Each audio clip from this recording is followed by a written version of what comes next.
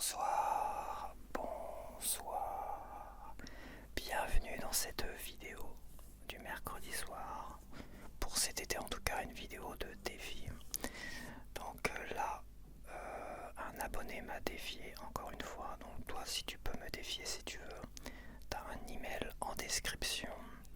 Faut que tu m'envoies une liste de 20 films et 2-3 films supplémentaires pour éviter les doublons. Parce que tu vois là, j'ai 3 doublons dans cette liste qui va arriver. Et puis le but c'est d'arriver d'une certaine manière à te battre, En fait, vis-à-vis des abonnés qui me lancent un défi, je dois au moins avoir vu 11 films sur 20. Et là, j'aurais remporté le défi. Mais avant tout, ça reste aussi une vidéo pour faire découvrir aux autres des films. Donc je vais lire les synopsis et tout ça et compagnie, etc. etc. Vis-à-vis de mes abonnés qui regardent cette vidéo peuvent me défier moi, donc il faut qu'ils fassent plus que moi au niveau du score et du nombre de films vus. Et ils peuvent aussi défier l'abonné qui a proposé sa liste. C'est un petit jeu très sympa comme ça. C'est vraiment de la culture au niveau du cinéma pour l'instant.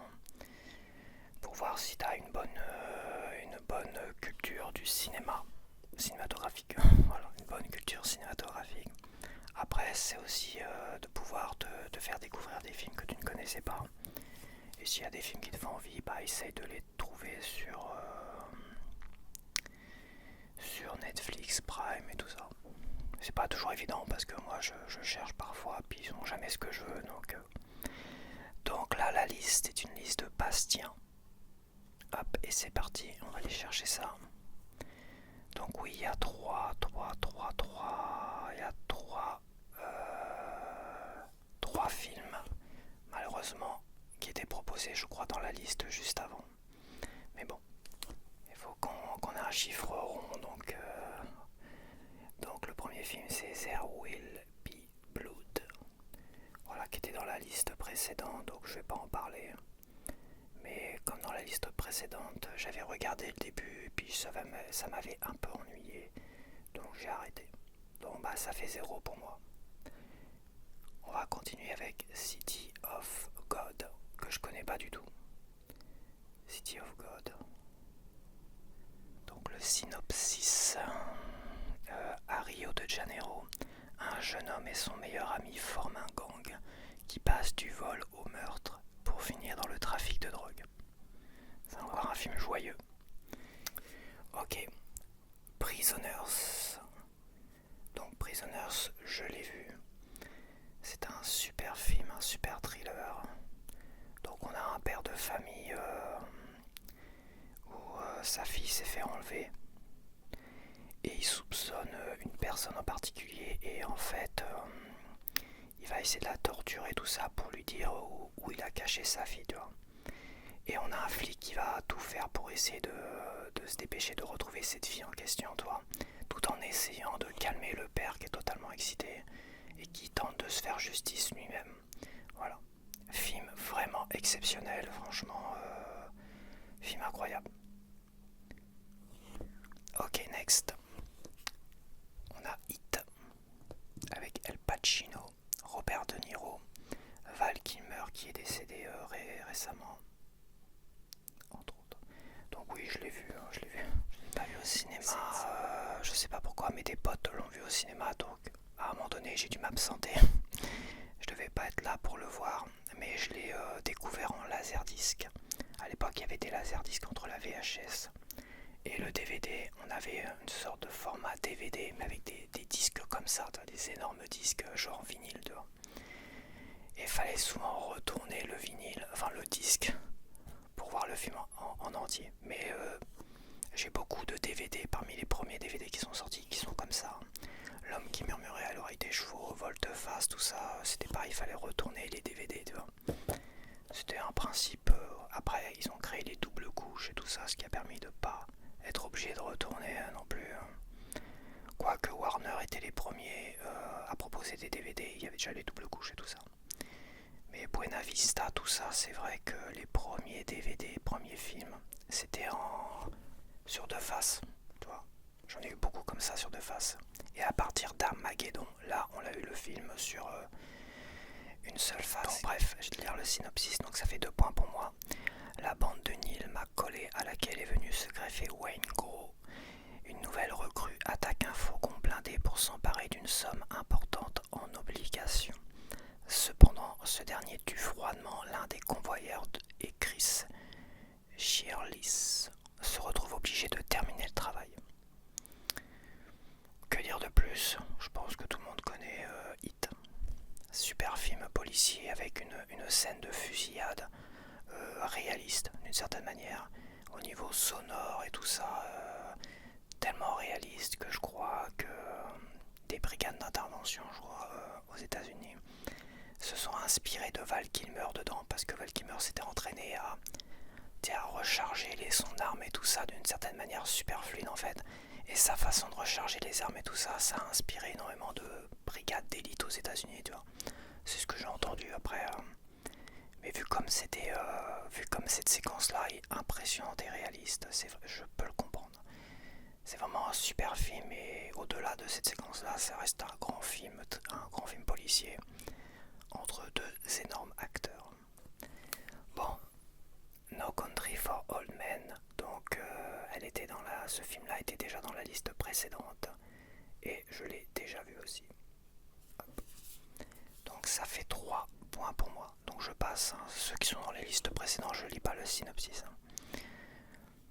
Après, on a Mulholland Drive. Mulholland Drive que j'ai vu. Donc je suis à combien de points moi? Je suis à 2 points. Je suis à 4 points là. 4 points. Alors, Mulholland Drive, bon bah c'est un film, un film on va dire. C'est David Lynch. C'est David Lynch, attends, non c'est pas David Lynch. Si c'est David Lynch. Bon ça c'est un film de David Lynch que j'apprécie quand même plutôt bien parce que je trouve que le rebondissement on va dire du film, je le trouve assez fascinant. Donc c'est un film très psychologique. Donc est-ce que je vais essayer de te le raconter ou pas? Disons que je vais te lire les synopsis voir déjà. Une femme brune reste amnésique après un accident de voiture. Elle erre dans les rues de Los Angeles dans un état second avant de se réfugier dans un appartement. Là, elle est découverte par Betty, une blonde saine du Midwest qui est venue dans la Cité des Anges à la recherche de la gloire en tant qu'actrice. Disons que si je commence à essayer de raconter, je pense que je peux spoiler. Le rebondissement est tellement important dans ce film-là que je vais pas m'amuser à essayer de raconter quoi que ce soit dessus. Ça m'a surpris. Après, ça reste quand même du David Lynch, hein. Ça reste un peu glauque quand même. Ça reste un peu glauque, un peu triste quand même. Quoi dire de plus? J'ai bien aimé quand même. Mulholland Drive. Donc voilà, j'ai envie d'éternuer. Donc après on a Budapest, The Grand Budapest Hotel que je n'ai pas vu. Donc c'est avec Bill Murray, Ralph Fiennes, Tilda Swinton, Edward Norton, Willem Dafoe dans les acteurs que je vois là. C'est un film de Wes Anderson. Alors Wes Anderson, je suis pas fan de ce que j'ai vu de lui. Qu'est-ce que j'ai vu de lui? Je me rappelle même plus des titres, c'est dire. C'est quand même très particulier. C'est un humour assez particulier. Donc je cours pas après ces films. Bien que décrépit et quasi désert, le Grand Budapest Hotel, perché sur une corniche des Alpes hongroises, porte encore l'empreinte de sa gloire d'antan.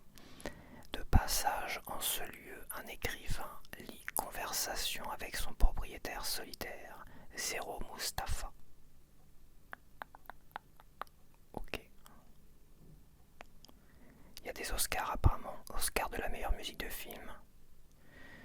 Oscar de la meilleure création de costumes. Oscar des meilleurs décors. Après, j'ai pas reste. Vu que c'était un scan d'écran. Ok, donc j'ai pas vu.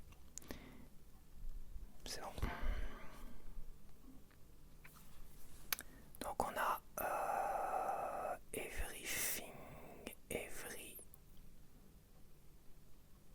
All at Once. C'est attends, c'est Everything, Everywhere, All at Once. Toute chose, tout, en une fois. Film des Daniels. Alors, je connais pas du tout. C'est avec Michelle Yeoh, Jamie Lee Curtis, James Hong. Ça peut être connu. Donc Evelyn Wang tient une laverie avec son mari Waymond qui veut divorcer. Evelyn est à bout. C'est alors qu'elle fait la connaissance d'Alpha Waymond. Ce dernier est une version alternative de Waymond. Il lui explique que de nombreux univers parallèles existent car chaque choix fait engendre la création d'un nouvel univers. Les habitants de l'Alphaverse ont ainsi développé une technologie permettant d'accéder aux compétences, aux souvenirs et aux corps de leurs homologues de l'univers parallèle. J'ai pas tout compris, mais bon, je l'ai pas vu. Après, on a Whiplash. Alors celui-là, je l'ai vu. Je l'ai même en Blu-ray, Steelbook Blu-ray. Donc, c'est un film autour de la musique. Ouais, ils sont en train de rénover un appartement. Ils sont toujours en train de faire des trucs ici. Hein. C'est incroyable. Donc, c'est un film, on peut considérer comme un film dramatique. Un film dramatique où on a un batteur qui cherche à se perfectionner dans une école de musique. Et son professeur, c'est un professeur tyrannique. Puis voilà, quoi dire de plus, c'est avec J.K. Simmons et Miles Taylor. Il y a Paul Reiser aussi dedans. Paul Reiser qui est connu pour la série Dingue de toi et pour certains rôles dont le flic de Beverly Hills et Aliens le retour aussi. Et les autres, je connais pas plus que ça. Il n'y a que la musique dans la vie d'Andrew. Le jeune homme de 19 ans n'hésite pas à sacrifier ses relations amoureuses, amicales et familiales pour devenir un des meilleurs batteurs de jazz de sa génération. C'est un super film. Après, voilà. Donc ça fait, je crois, 5 points pour moi.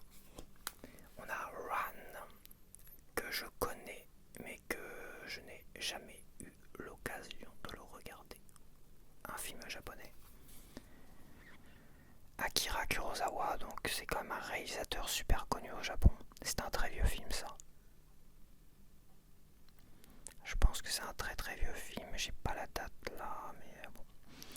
À la fin du XVIe siècle, dans le Japon féodal, le clan Ichimonji, l'un des plus puissants du pays, est dirigé d'une main de fer par le vieil Hidetola. Sentant la lassitude le gagner, Hidetola décide de laisser le pouvoir à ses 3 fils, Talo, Jiro et Saburo.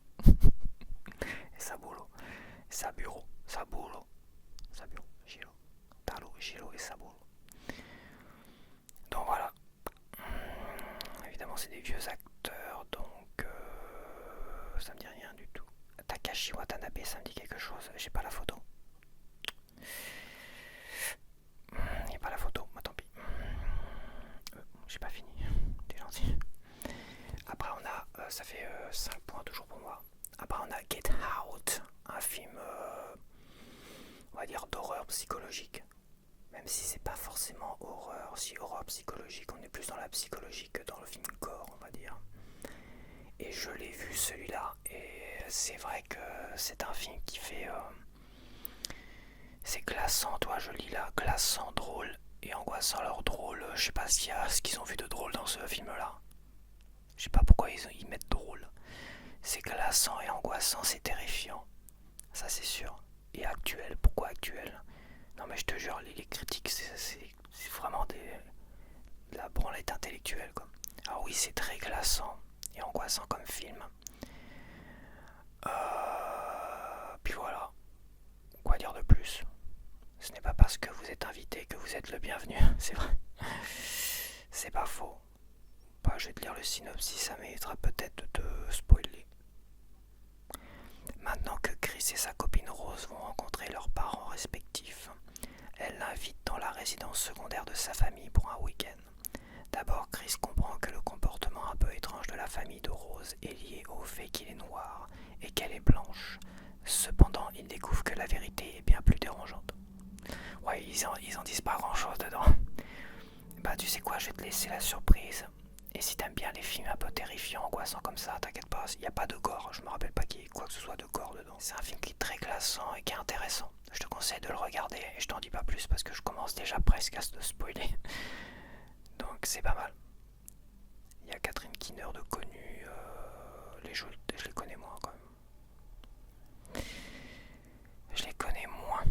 Quoique le père, il est pas là le père, j'ai pas la photo du père, mais le père je le connais aussi. Je sais plus d'où je le connais, mais je me rappelle, il a une tête qui m'est connue.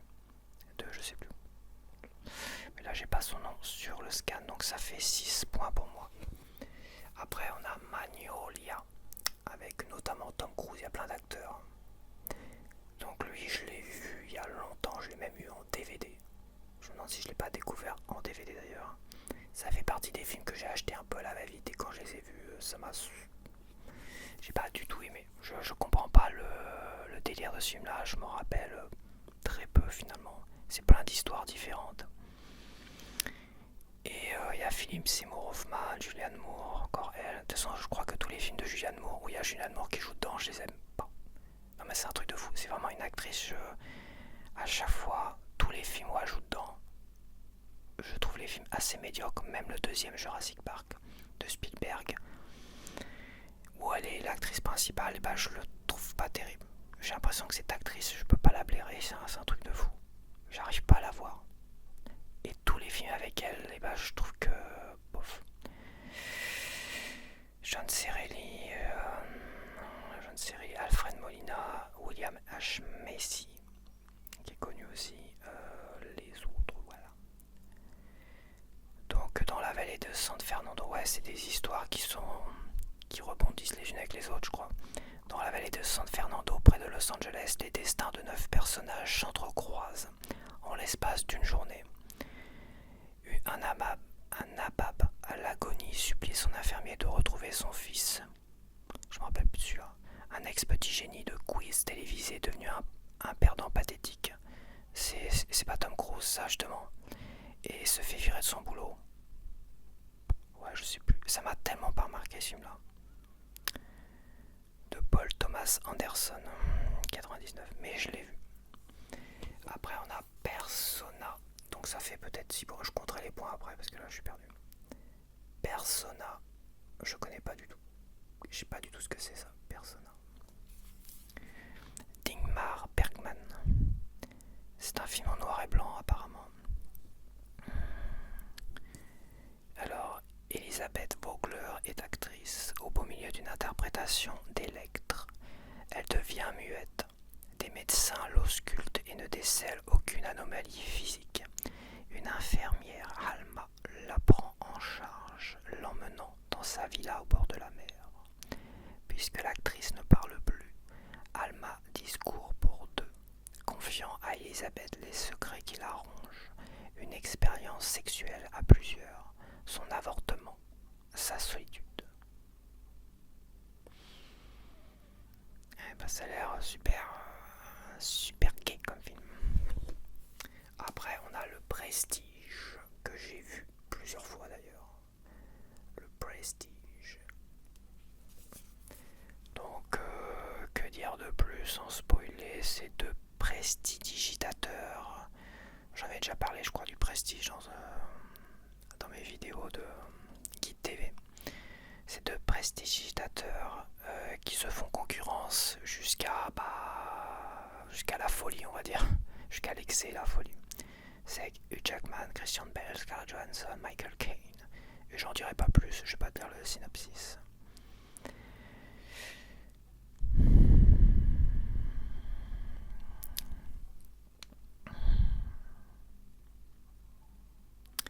Après, on a Old Boy. Old Boy que je connais depuis très longtemps, mais je n'ai jamais eu l'occasion de le voir. Old Boy. Séquestré pendant 15 ans par qui? Pourquoi? Ouais, ça me dit quelque chose. Je me demande si je l'ai pas vu quand même, ce truc-là. Fin des années 80, Oteso, père de famille sans histoire, est enlevé un jour sans raison.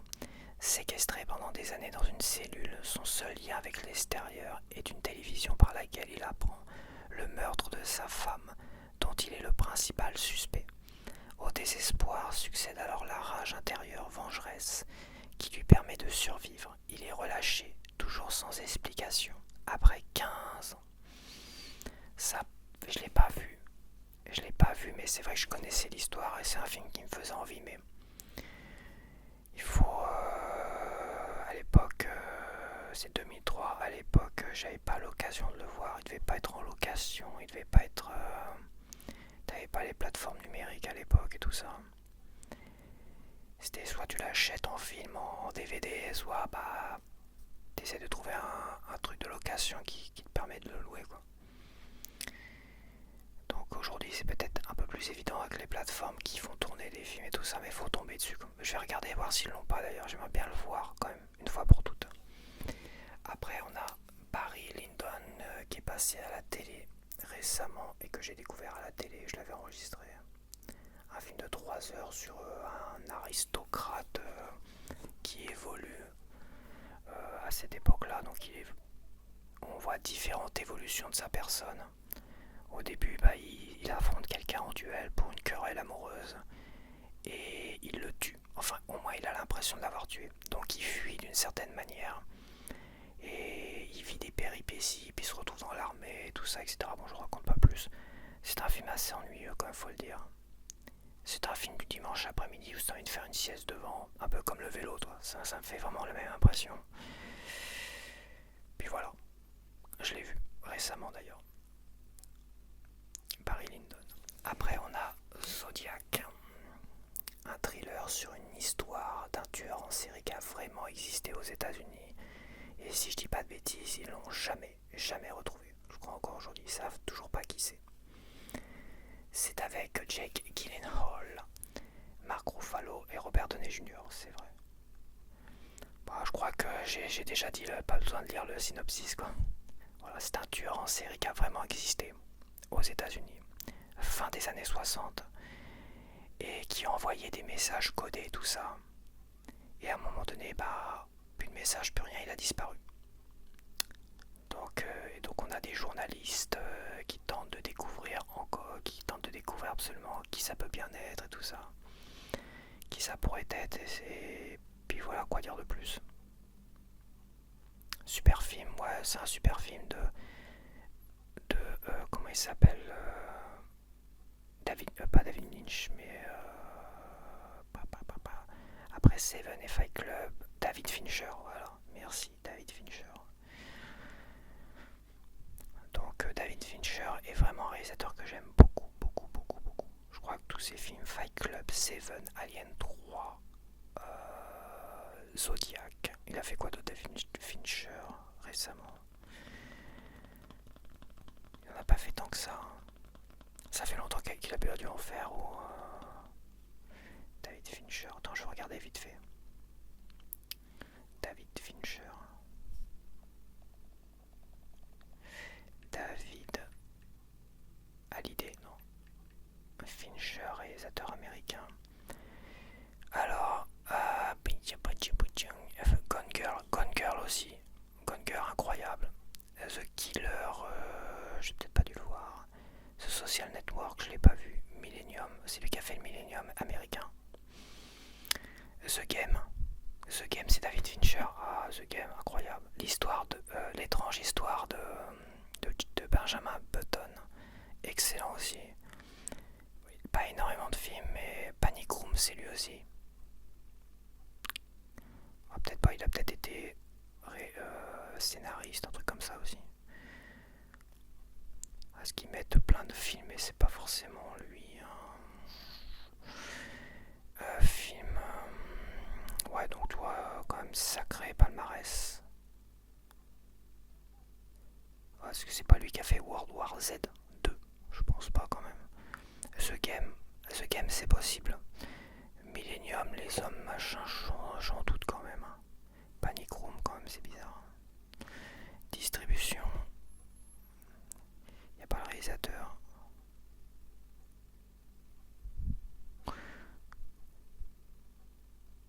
Bon, peu importe.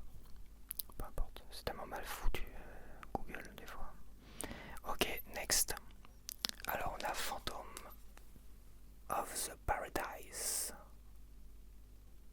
C'est pas Fantôme de l'Opéra.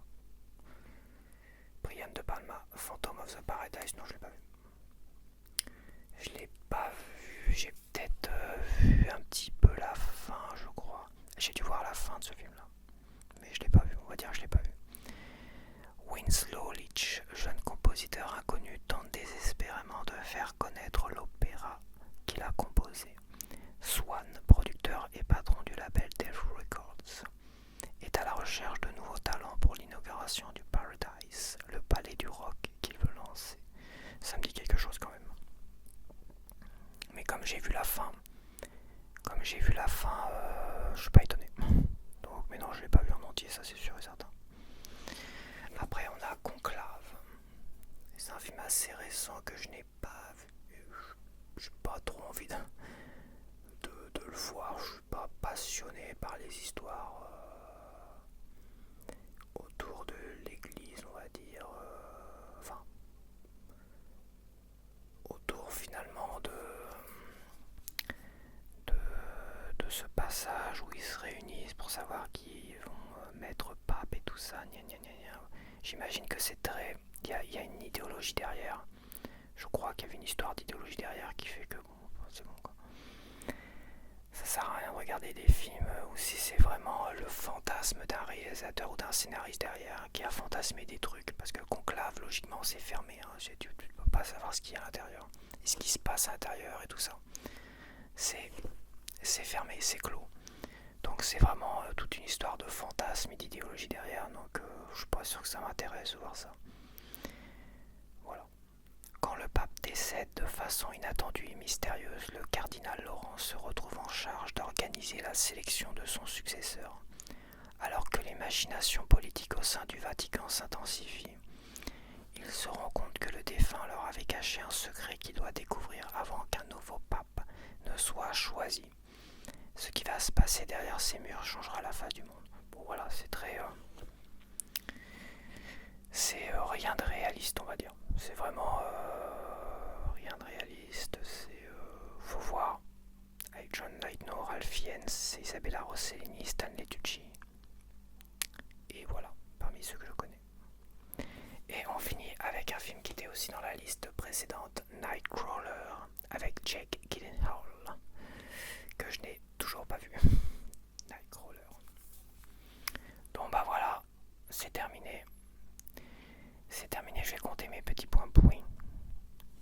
Alors, 1, 2, 3, 4, 5, 6, 7, 8, 9, 10. Et j'ai 10 points. Ah, je suis dans la moyenne. Bah, dans la moyenne, j'ai pas vraiment relevé le défi, on va dire. Je suis... Donc, qu'est-ce que je disais 10 points, j'ai pas vraiment relevé le défi, je suis dans la moyenne. Voilà, j'ai pas perdu le défi. Mais il m'aurait fallu un point de plus pour avoir relevé le défi. Donc, bon. Donc si t'as...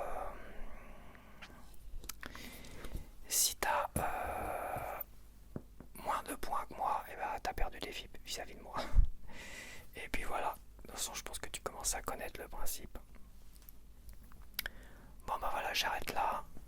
Donc si t'as envie de me proposer une liste de films pour qu'on découvre aussi tes goûts, tu peux proposer tes films préférés. Hein, proposer tes films préférés. T'es pas obligé d'aller piocher des films que personne n'a vu dans une liste. Tu peux vraiment proposer tes films préférés pour qu'on les découvre aussi avec toi, pour faire éventuellement envie. Tu vois, Old Boy, je le connaissais. Et à relire le synopsis, j'ai vraiment envie de le revoir. Enfin, de le voir en fait. Là où j'ai pas eu l'occasion de le voir à l'époque de sa sortie. Il avait une très bonne réputation ce film-là. Et